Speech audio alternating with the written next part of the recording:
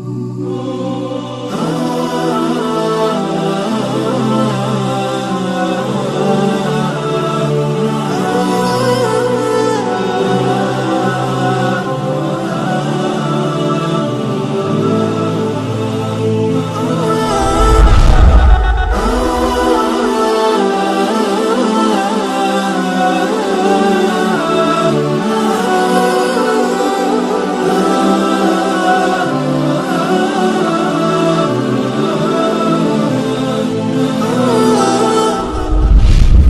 existe différentes écoles de recherche à travers le monde et c'est le thème que nous allons aborder aujourd'hui. Bienvenue à tous, Karim El-Hanifi du Centre de recherche en religion comparée. À travers le monde, nous avons plusieurs écoles de recherche, de pensée qui existent. Par exemple, on a l'école allemande, on a l'école francophone, l'école anglophone, l'école arabe et bien d'autres qui existent. Toutes ces écoles ont des fondements spécifiques et elles arrivent souvent à des conclusions différentes ou alors des conclusions qui s'entrelacent entre elles et qui au final donnent un résultat qui est identique. Par contre, nous avons une réelle problématique, c'est qu'actuellement, que ce soit les savants, les universitaires ou les étudiants, ils sont interconnectés tous entre eux. C'est-à-dire que grâce à Internet ou grâce à d'autres biais, eh bien, chaque université dispose des informations des autres.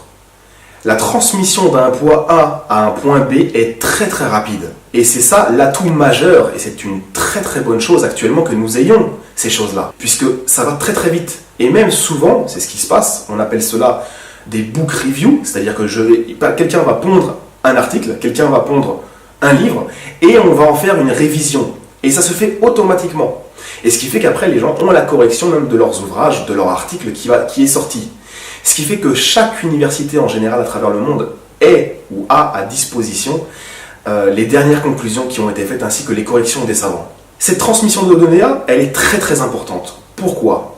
Parce que si le travail est rigoureux, elle peut être une richesse, mais elle peut être aussi un élément destructeur pour les autres. Et c'est le point central de cette vidéo. C'est-à-dire que lorsqu'une école a de l'avance par rapport à une autre, non pas au niveau des savants, puisque, comme je l'ai dit, ils sont interconnectés entre eux, ils ont déjà les conclusions. Mais lorsqu'une école a de l'avance sur les gens de la masse, par le biais des traductions, eh bien, ceci va impacter sévèrement les gens de l'école qui sont en retard. Et ça, malheureusement, c'est ce qu'on voit à travers le monde. On a par exemple l'école anglophone qui est en pole position sur énormément de domaines, par rapport à l'école, par exemple, des gens de la masse francophone qui sont très très en retard. Un autre exemple, par exemple, l'école allemande, qui actuellement, on va dire, sont les pionniers dans ce qui est la recherche des manuscrits coraniques. Donc en termes de manuscriptologie, de codicologie, etc., l'école allemande sur les manuscrits du Coran est la pionnière dans le monde.